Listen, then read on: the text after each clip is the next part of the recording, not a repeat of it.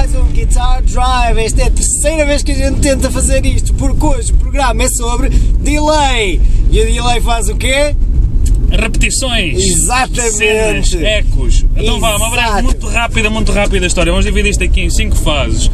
A primeira fase foi antes ainda de ser usada em música, chama-se Line Delay, era originado por passar um sinal por cabo metros e metros e metros, se calhar quilómetros até de cabo de cobre, e basicamente o sinal ia ganhando uma pequena latência à medida que ia percorrendo esse percurso, porque apesar de que o sinal se mexe quase à velocidade da luz,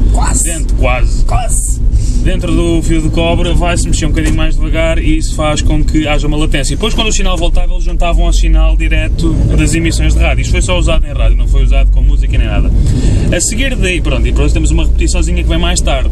É porque o delay não serve só para ter repetições sem fim, serve também para dar um bocadinho de corpo ao que está a passar. Mas passando para as utilizações musicais, porque isto é só um exemplo histórico. Exato. Qual foi a primeira utilização musical do delay? Depois temos o tape delay nos anos 50, muito usado por rockabillys e rock and roll em geral. Basicamente era um delay baseado na gravação do sinal da guitarra em suporte magnético, fosse ele fita ou um drum, qualquer coisa que desse para gravar magneticamente o sinal da guitarra, podia ser utilizado para fazer um delay. Os 3 exemplos mais comuns são a fita, o drum e o oil can echo, que era uma coisa muito estranha com só que o oil can não funciona por suporte magnético, funciona por suporte eletrostático, basicamente é filho da 30 puta! Funciona por preserva eletrostaticamente e não eletromagneticamente o sinal, que é uma propriedade que o óleo tem. Basicamente depois tinha uma borracha à frente, eu não consegui perceber o que é que aquilo era. O óleo só estava a funcionar como isolante, man. Era? Yeah. A única coisa era que era para impedir que o óleo só estava a funcionar como isolante. O sinal era gravado no coisito de borracha que os gajos lá tinham. Ok. Anyway, doesn't mas matter. basicamente este O princípio é o mesmo. Só que o de fita ainda era grandito, este existia quase o tamanho de um pedal. É um pedal extremamente grande, mas acaba por ser um pedal porque aquilo é feito com uma lata de atum e mais uma borracha à frente. Eu não consegui bem perceber como é que aquelas unidades italianas que tinham o drum magnético também eram relativamente pequenas. Yeah. Okay. Eram muito mais pequenos que os elementos de fita. Mas pronto, isto é tudo história. Apesar de haver versões novas dos de fita, existem pedais. Houve um pedal que saiu este ano para o mercado, já não lembro qual é que é a marca, que funciona a fita. É muito bonito, mas... não se justifica, porque o que veio a seguir foram os pedais de delay solid state. Exatamente, que é o que a gente chama de analógicos hoje em dia. Tem uma série de vantagens relativamente aos pedais de fita, porque ocupam menos espaço, têm muito menos peças móveis, são muito mais fiáveis, embora tenham limitações. E essa é a principal limitação dos pedais de delay analógico, é o tempo de repetição.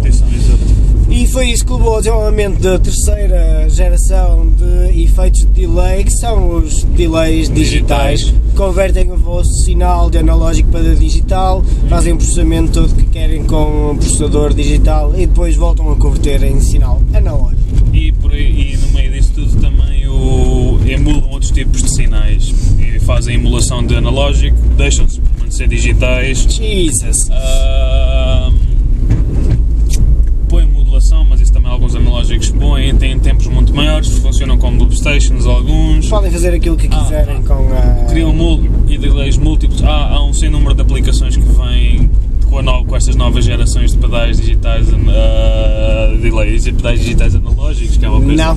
Isso não existe. Embora eles façam simulações de pedais analógicos, porque aquilo que caracteriza... O que esta está a fazer? Está a ser coisa, e agora deixa-nos aqui pendurado também. Anda, passa, faz favor. O que é que caracterizava o sinal dos pedais analógicos e porque é que eles continuam a estar tanto na berra? Não é só porque o pessoal gosta de coisas vintage.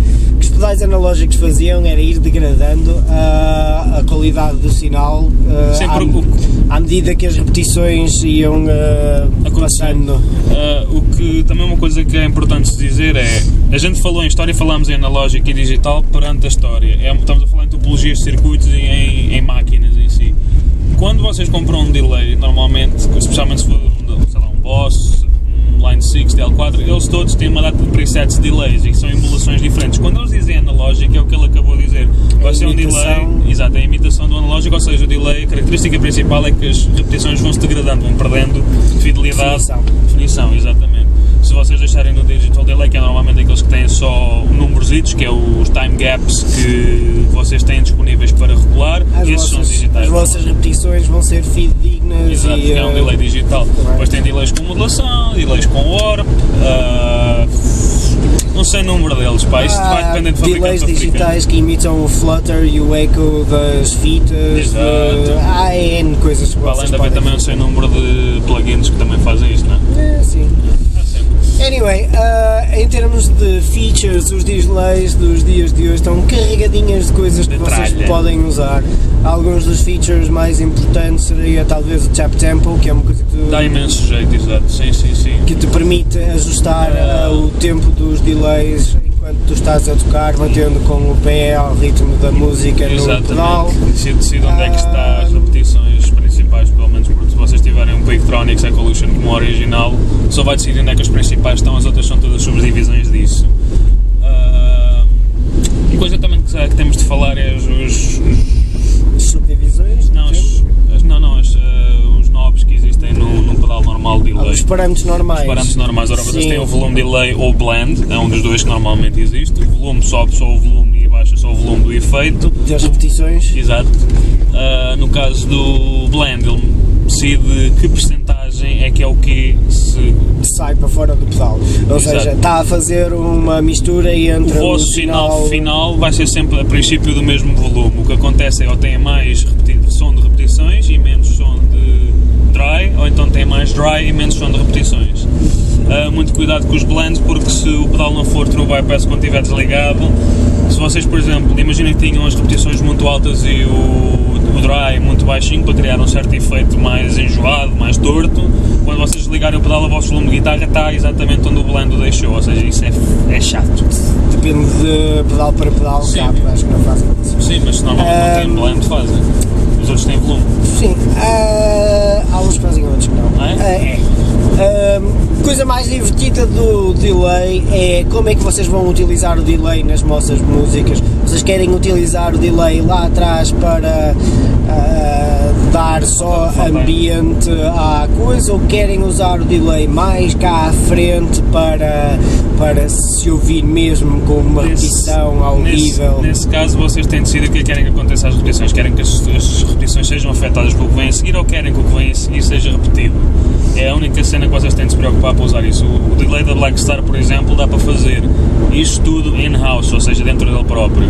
Se vocês quiserem, normalmente o que a gente gosta de fazer com o delay é pô-lo antes do amplificador para que as repetições, ao serem mais altas, façam o amplificador quebrar e fiquem meio sujas, fiquem com cabelagens e tal. Again, depende da preferência. Sim. Mas normalmente... É a mesma coisa que os analógicos e os digitais. Se vocês fizerem o delay antes do preamp do amplificador, as repetições vão ser afetadas pelos settings que vocês têm no preamp. Se vocês utilizarem o delay no effects loop do amplificador, vocês, regra geral, vão ter repetições muito mais cristalinas e sem passarem por... A cena é que o da Blackstar deixa-vos pôr sempre no loop e ele entra em overdrive próprio porque ele tem uma válvula. Falta-me só dizer uma coisa importante antes, que ainda não, a gente falou só no volume, blend e no tap tempo ou no time, que são essas duas funções que os pedais costumam ter. O tap tempo é mais raro, mas depois também temos uma coisa muito importante que é o chamado regen ou feedback, que basicamente é o número de repetições que vocês têm.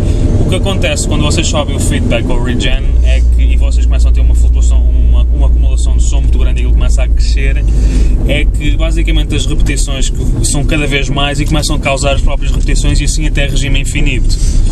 Coisa que vai gerar muito ruído e muito barulho, portanto tenham cuidado. Chaos! Exato. Always fun. E não falta nada, pois não. Alguns têm tone, outros têm modulação, outros não. A coisa gira do delay é o efeito que vocês conseguem com subdivisões de tempo diferentes. Sim. E se vocês querem um exemplo do gajo que é o mestre da utilização do delay para efeitos criativos, temos o The Edge dos YouTube. Exatamente. Pode não ser o maior guitarrista do mundo, mas é sem dúvida o maior expert de delay do mundo. O gajo tem aquele delayzinho de semínima com ponto dele lá. Maravilha, semínima. Also known as the helicopter effect. Anyway, Ou não confundir com o Helicopter Effect do Tom Morello. Não é a mesma coisa. Divirtam-se com delays, repetições são sempre giras, principalmente quando a gente está a brincar com repetições em subdivisões esquisitas. A gente vai para uma data de links lá de boa de pedais, desde mais simples aos mais complicados, aos mais pequenos aos maiores, aos mais baratos e ao mais barato de todos que a gente conseguir encontrar. E mais uma vez, não acreditem absolutamente nada do que nós dizemos, porque nós não preparamos programas e inventamos as coisas na hora. Portanto, basicamente, divirtam, subscrevam o canal, deixem-nos um... whatever. Até à próxima. Cenas.